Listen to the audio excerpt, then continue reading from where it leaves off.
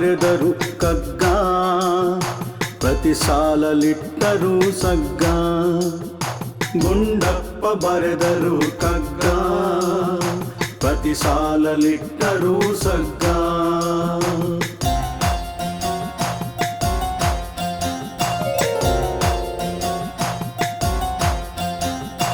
ಕನ್ನಡದ ಕೈಪಿಡಿಯು ಕಗ್ಗ, ಬದುಕಿಗೆ ಪಾಠವಿದು ಕಗ್ಗ. ಕನ್ನಡದ ಕೈಪಿಡಿಯು ಕಗ್ಗ, ಬದುಕಿಗೆ ಪಾಠವಿದು ಕಗ್ಗ. ಮೌಲ್ಯಗಳ ತಿಳಿಸುವುದು ಕಗ್ಗ, ಅರಿತರೆ ಬಾಳೆಲ್ಲ ಸ್ವರ್ಗ. ಗುಂಡಪ್ಪ ಬರೆದರು ಕಗ್ಗ, ಪ್ರತಿ ಸಾಲಲಿಟ್ಟರು ಸಗ್ಗ.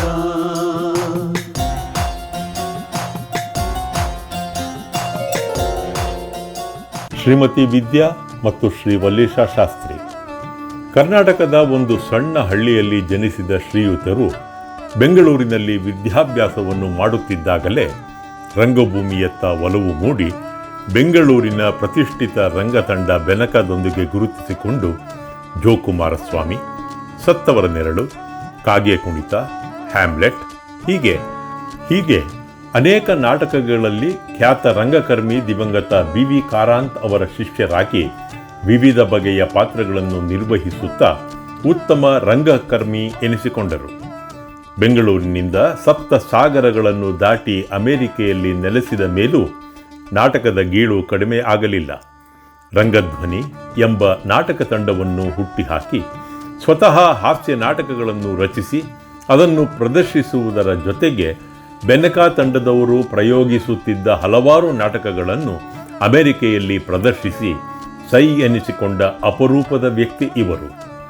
ನಾಟಕ ಮಾಡುವುದರ ಜೊತೆಗೆ ರಂಗ ತರಬೇತಿ ಶಿಬಿರಗಳನ್ನು ಆಯೋಜಿಸಿ ಅಮೆರಿಕೆಯಲ್ಲಿ ವಾಸವಿರುವ ಕನ್ನಡಿಗರಿಗೆ ನಾಟಕದ ಗೀಳನ್ನು ಹಚ್ಚಿಸಿ ರಂಗೋತ್ಸವಗಳನ್ನು ಅಮೆರಿಕೆಯ ಉದ್ದಗಲಕ್ಕೂ ಮಾಡುತ್ತಿರುವ ಕೀರ್ತಿ ಇವರಿಗೆ ಸಲ್ಲುತ್ತದೆ. ರಂಗಭೂಮಿಯಲ್ಲಿನ ಇವರ ಆಸಕ್ತಿಯನ್ನು ಗುರುತಿಸಿ ಕರ್ನಾಟಕ ನಾಟಕ ಅಕಾಡೆಮಿ ಇವರಿಗೆ ಪ್ರಶಸ್ತಿಗಳನ್ನು ನೀಡಿದೆ. ಅಮೆರಿಕೆಯಲ್ಲಿನ ಕನ್ನಡ ಉಳಿವಿಗೆ, ಕನ್ನಡ ರಂಗಭೂಮಿಯ ಏಳಿಗೆಗೆ, ಕನ್ನಡದ ಬೆಳವಣಿಗೆಗೆ ಹಲವಾರು ಕೆಲಸಗಳನ್ನು ನಿರಂತರವಾಗಿ ಮಾಡುತ್ತಿರುವ ಶ್ರೀಯುತರಿಗೆ ಅಮೆರಿಕೆಯ ವಿವಿಧ ಕನ್ನಡ ಕೂಟಗಳು ಆತ್ಮೀಯವಾಗಿ ಸನ್ಮಾನಿಸಿವೆ. ಶ್ರೀಯುತರು ಸದ್ಯ ಒರೇಕಲ್ ಸಂಸ್ಥೆಯಲ್ಲಿ ಅಪ್ಲಿಕೇಶನ್ ವಿಶ್ಲೇಷಕರಾಗಿ ಕಾರ್ಯನಿರ್ವಹಿಸುತ್ತಿದ್ದಾರೆ. ಇವರು ಮಾಡುವ ಎಲ್ಲ ಕನ್ನಡ ಪರ ಕೆಲಸಗಳಿಗೆ ಇವರ ಶ್ರೀಮತಿ ವಿದ್ಯಾ ವಲ್ಲೀಶ ಅವರ ಪ್ರೋತ್ಸಾಹ ಅನನ್ಯ. ಇವರ ಒಬ್ಬಳೇ ಮಗಳು ವೀವಾ ಇತ್ತೀಚೆಗೆ ದಾಂಪತ್ಯ ಜೀವನಕ್ಕೆ ಕಾಲಿಟ್ಟು ಅಮೆರಿಕೆಯ ಲಾಸ್ ಏಂಜಲೀಸ್ ಬಳಿ ಇರುವ ಚಿನೂ ಹಿಲ್ಸ್ನಲ್ಲಿ ವಾಸವಿದ್ದಾರೆ. ದೂರದ ಅಮೆರಿಕೆಯಲ್ಲಿ ಇದ್ದರೂ ಈ ಪುಟ್ಟ ಕುಟುಂಬದ ಕನ್ನಡ ಸೇವೆ ಅನನ್ಯ, ಅವಿಸ್ಮರಣೀಯ ಮತ್ತು ಶ್ಲಾಘನೀಯ.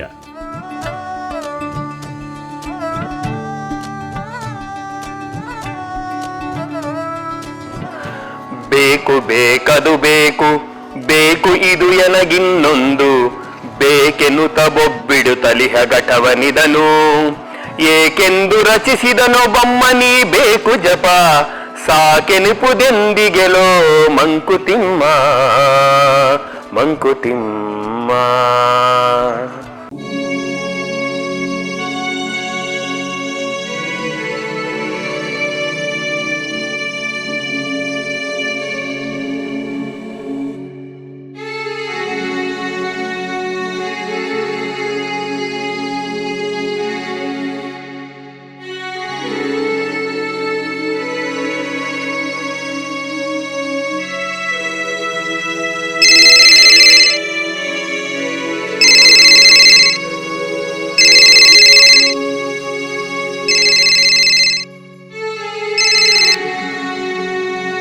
ಹಲೋ ಸರ್, ನಮಸ್ಕಾರ. ನಾವು ಬ್ಯಾಂಕಿಂದ recovery agent. Already 3 EMI pending ಆಗಿದೆ ಸರ್. ಇದು 3rd ರಿಮೈಂಡಿಂಗ್. ನಾಳೆ ಪೇಮೆಂಟ್ ಆಗದಿದ್ರೆ ರಿಕವರಿ.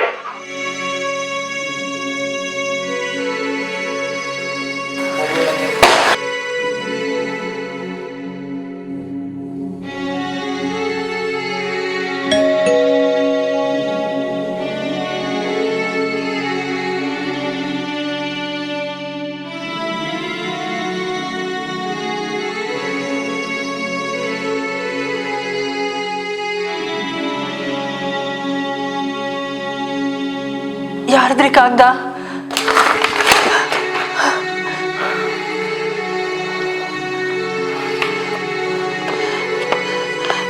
ಏನ್ರಿ ನಿಮ್ಮನ್ನ ಕೆಲ್ಸದಿಂದ ತೆಗ್ದಿದ್ದಾರೆ? ನಿನ್ನಿಂದ ಕಡೆ, ನಿನ್ನಿಂದ ಎಲ್ಲ ನಿನ್ನಿಂದ.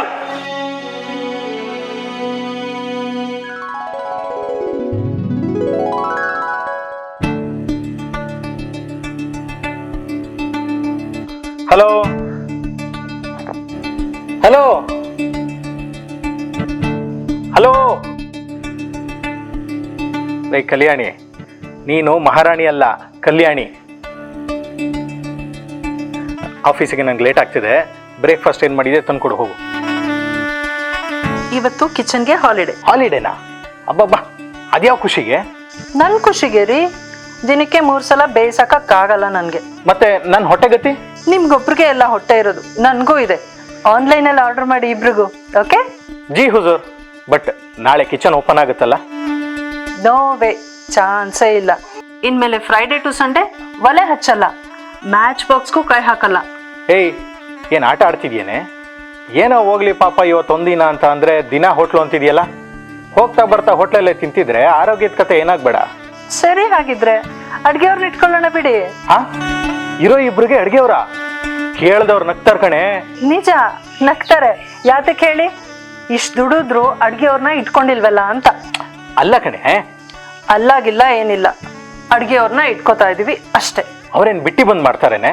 ಕೊಡ್ಬೇಕಲ್ಲ 1000 ಸಂಬಳನ. ಹೌದು, ಕೊಡ್ಬೇಕು. 15,000. 15,000 ಅಂದ್ರೆ ನಂದು 1 ತಿಂಗಳು EMI. ಲೈಫ್ ಇರೋದೇ ಎಂಜಾಯ್ ಮಾಡಕ್ಕಿರಿ. ಈಗಲ್ದ ಇನ್ ಯಾವಾಗ ಎಂಜಾಯ್ ಮಾಡಕ್ಕಾಗತ್ತೆ ಹೇಳಿ? ನನ್ನ ಫ್ರೆಂಡ್ ಮನೇಲಿ ಒಬ್ರು ಕುಕ್ ಬರ್ತಾರೆ. ಈಗಾಗಲೇ ಮಾತಾಡಿಟ್ಟಿದ್ದೀನಿ. ಅವಳೆಲ್ಲ ಸಕ್ಕದಾಗ ಅಡುಗೆ ಮಾಡ್ತಾಳೆ.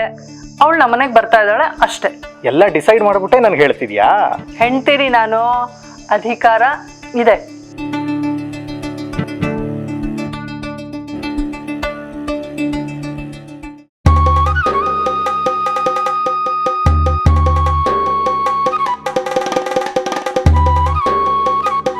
ರೀ ಪಕ್ಕದ ಮನೆ ಉಷಾ ಇದ್ದಾರಲ್ಲ, ಅದೇ ನೀವು ಒಂಟೆ ಅಂತಿರಲ್ಲ, ಅವ್ರ ಮನೇಲಿ ಇವತ್ತು ಹೊಸ ಟಿವಿ ತಗೊಂಡಿದಾರ್ರಿ.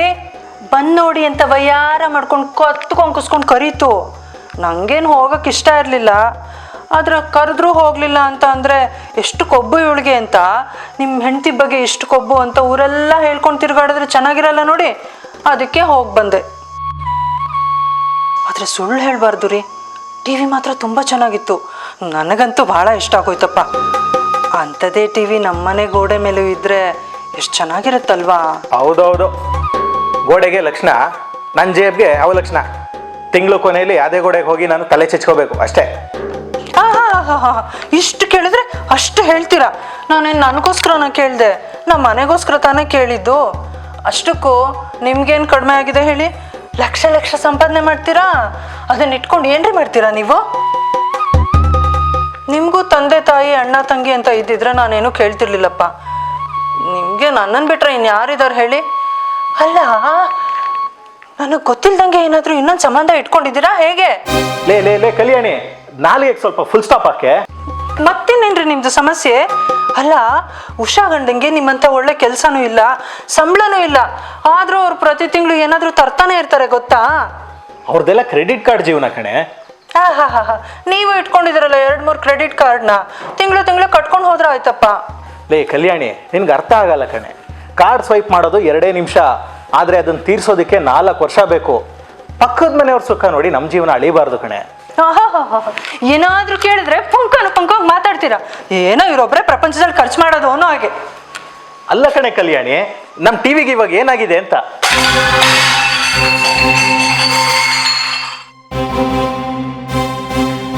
ಟಿವಿ ತರದೇ ಒಳ್ಳೆಯದು.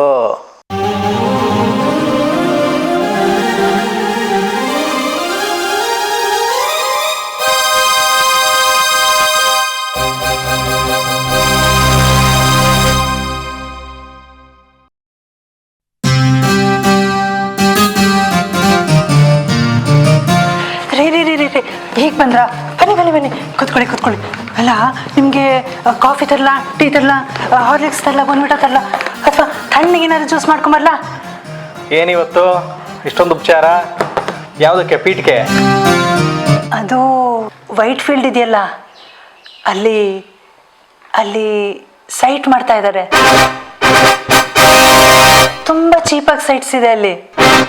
5 ವರ್ಷ ಕಷ್ಟಪಟ್ಬಿಟ್ರೆ ಆರಾಮಾಗಿ ಇದ್ಬಿಡ್ಬೋದು. ನಮ್ಮದೇ ಆದ ಒಂದು ಕನಸಿನ ಮನೆ ಕಟ್ಕೊಂಡು ಲೈಫ್ನ ಆರಾಮಾಗಿ ಲೀಡ್ ಮಾಡ್ಬೋದು. ನೀನು ಆರಾಮಾಗಿ ಆ ಮನೇಲಿರೋ, ನಾನು ಜೈಲಲ್ಲಿ ಇರ್ತೀನಿ. ಯಾಕ್ರಿ ಹಂಗಂತೀರಾ? ಈಗಿನ ಕಾಲದಲ್ಲಿ 2 ಅಡಿ ಜಾಗ ತಗೊಳ್ಳೋದಕ್ಕೂ ಲಕ್ಷ ಲಕ್ಷ ಖರ್ಚು ಮಾಡಬೇಕು. ಅಂಥದ್ರಲ್ಲಿ 60-40 ಸೈಟ್ನ ಅಷ್ಟು ಚೀಪಾಗಿ ಕೊಡ್ತಾ ಇದ್ದಾರೆ. ಬಿಡೋಕ್ಕಾಗತ್ತಾ? ಏ ಕಲ್ಯಾಣಿ, ನೀನು ಇನ್ನೂ ಯಾವ ಭಾಷೆಯಲ್ಲಿ ಹೇಳಬೇಕು ಅಂತ ನನಗೆ ಗೊತ್ತಾಗ್ತಾ ಇಲ್ಲ ಕಣೆ. ಈಗಾಗಲೇ ಸಾಲ ಮಾಡಿ ಮಾಡಿ ಸಾಕಾಗಿದೆ. ತಿಂಗಳ ಕೊನೆಯಲ್ಲಿ ಬೈಕ್ ಪೆಟ್ರೋಲ್ ಹಾಕ್ಸ್ಬೇಕು ಅಂದ್ರೂ 10 ಸಲ ಯೋಚನೆ ಮಾಡಬೇಕು. ಈಗ ಮತ್ತೆ ಮತ್ತೆ ಸಾಲ ಮಾಡು ಅಂತ ಹೇಳ್ತೀಯಲ್ಲ. ನೋಡು, ಇಷ್ಟು ದಿನ ನನ್ನ ಪ್ರಾಬ್ಲಮ್ನ ನಿನ್ನ ಹತ್ರ ಹೇಳ್ಕೊಂಡಿರಲಿಲ್ಲ. ನಾನೇ ಅನುಭವಿಸ್ತಾ ಇದ್ದೀನಿ, ನಾನೇ ಸಾಲ ತೀರಿಸ್ತಾ ಇದ್ದೀನಿ. ಹಳೆ ಸಾಲಗಳು ಮುಗಿಯೋ ತನಕ ನಿನಗೆ ಸೈಟಲ್ಲ, ಒಂದು ಹೇರ್ ಪಿನ್ ಕೂಡ ತಂದ್ಕೊಡಲ್ಲ. ಹಂಗಲ್ಲ ರೀ ಅದು. ಮಾತಾಡಬೇಡ ನೀನು. ಮನೆಯಲ್ಲಿ ಕಾಲ್ ಮೇಲೆ ಕಾಲು ಹಾಕೊಂಡು ಮೆಡಗಾರಿಕೆ ಮಾಡೋಷ್ಟು ಸುಲಭ ಅಲ್ಲ ಹೊರಗಡೆ ಹೋಗಿ ಸಂಪಾದನೆ ಮಾಡೋದು. ಸಾಲ ಸಾಲ ಸಾಲ, ಸಾಲದಲ್ಲೇ ಮುಳುಗಿಸಿ ಸಾಯಿಸ್ಬಿಡು ನನ್ನನ್ನು. 1 ನಿಮಿಷ ನೆಮ್ಮದಿಯಾಗಿರಕ್ಕೆ ಬಿಡಲ್ಲ.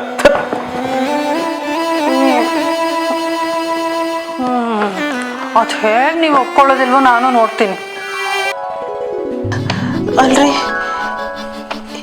ಇವಾಗ ಯಾಕೆ ನಿಮ್ಮನ್ನ ಕೆಲಸದಿಂದ ತೆಗ್ದಿದ್ದಾರೆ? ಹಣೆ ಬರ ಕಣೆ. ರಿಸೆಷನ್ ಅಂತ 100 ಜನ ತೆಗ್ದಾಕಿದ್ರು.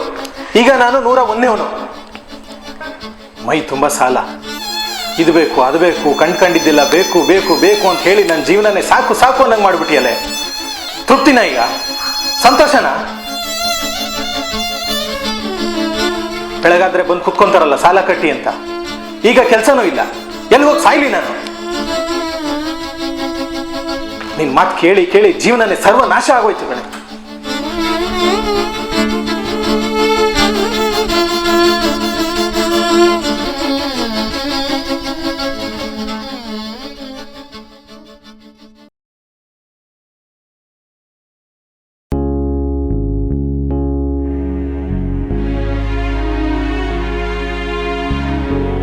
ನಿನ್ನ ನೋಡಿದ್ರೆ ತಿಳಿದವಳು, ಬುದ್ಧಿವಂತೆ, ಲೋಕಜ್ಞಾನ ಇರೋವಳು. ನಿನಗೆ ಮದುವೆ ಮಾಡಿದ್ರೆ ನೀನು ಸಂಸಾರನ 4 ಜನ ಮೆಚ್ಚೋ ಅಂತ ನಡೆಸ್ಕೊಂಡು ಹೋಗ್ತೀಯ ಅಂತ ನಾನು ಅಂದ್ಕೊಂಡಿದ್ದೆ. ಆದರೆ ನೀನು ಏನಮ್ಮ, 4 ಜನ ನಿನ್ನ ಸಂಸಾರ ನೋಡಿ ನಗೋ ಹಾಗೆ ಮಾಡ್ಕೊಂಡ್ಬಿಟ್ಟಿಯಲ್ಲ.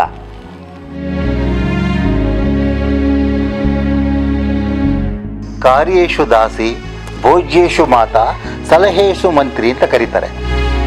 ಅದರ್ಥ ಗೊತ್ತೇನಮ್ಮ ನಿನಗೆ? ಹೆಂಡತಿಯಾದವಳು ಮಂತ್ರಿ ಸ್ಥಾನದಲ್ಲಿ ನಿಂತ್ಕೊಂಡು ಗಂಡ ಸರಿಯಾದ ನಿರ್ಧಾರಗಳನ್ನ ತೆಗೆದುಕೊಳ್ಳೋ ಹಾಗೆ, ಸರಿಯಾದ ದಾರಿಯಲ್ಲಿ ಹೋಗೋ ಹಾಗೆ ನೋಡ್ಕೋಬೇಕು.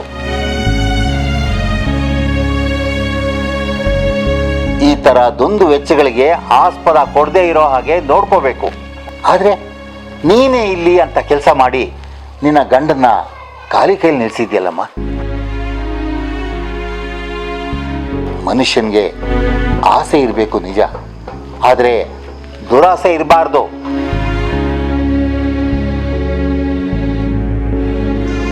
ಇಷ್ಟು ವಯಸ್ಸಾದರೂ ಹಾಸಿಗೆ ಇದ್ದಷ್ಟು ಮಾತ್ರ ಕಾಲು ಚಾಚಬೇಕು ಅನ್ನೋ ಸಾಮಾನ್ಯ ತಿಳುವಳಿಕೆ ಕೂಡ ನಿನಗಿಲ್ಲದೆ ಹೋಯ್ತಲ್ಲಮ್ಮ.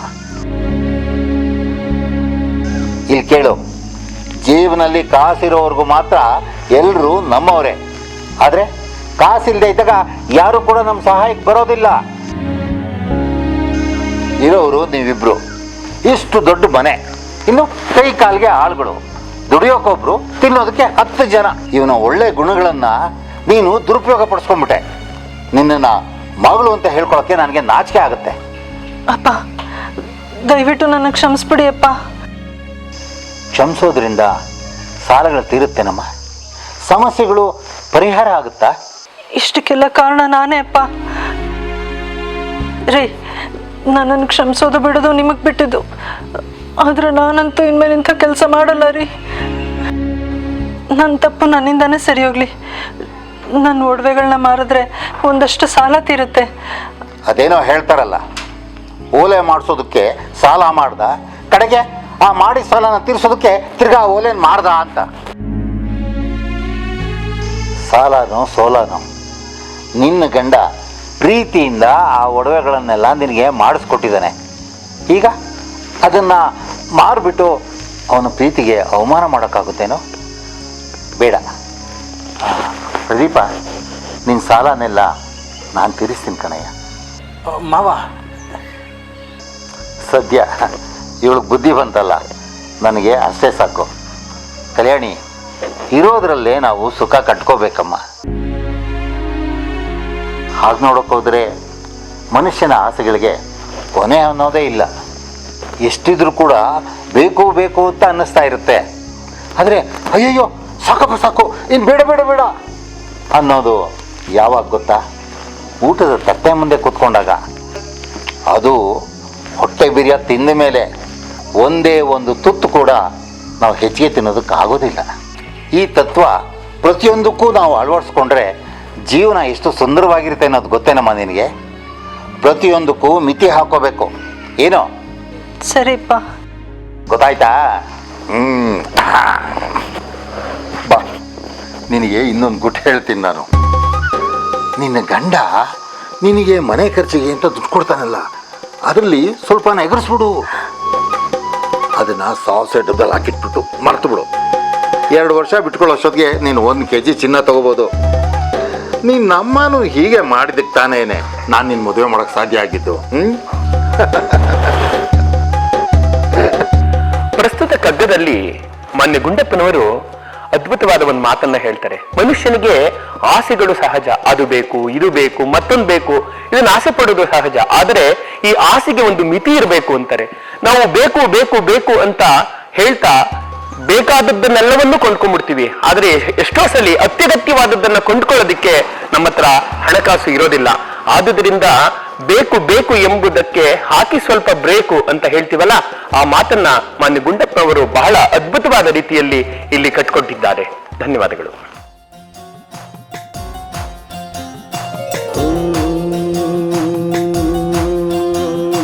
ಗುಂಡಪ್ಪ ಬರೆದರು ಕಗ್ಗ, ಪ್ರತಿ ಸಾಲಲಿಟ್ಟರು ಸಗ್ಗ. ಗುಂಡಪ್ಪ ಬರೆದರು ಕಗ್ಗ, ಪ್ರತಿ ಸಾಲಲಿಟ್ಟರು ಸಗ್ಗ.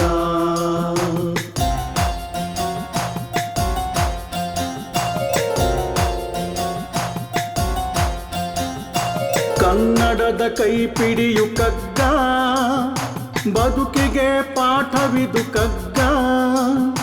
ಕನ್ನಡದ ಕೈಪಿಡಿಯು ಕಗ್ಗ, ಬದುಕಿಗೆ ಪಾಠವಿದು ಕಗ್ಗ. ಮೌಲ್ಯಗಳ ತಿಳಿಸುವುದು ಕಗ್ಗ, ಅರಿತರೆ ಬಾಳೆಲ್ಲ ಸ್ವರ್ಗ. ಗುಂಡಪ್ಪ ಬರೆದರು ಕಗ್ಗ, ಪ್ರತಿ ಸಾಲಲಿಟ್ಟರು ಸಗ್ಗ.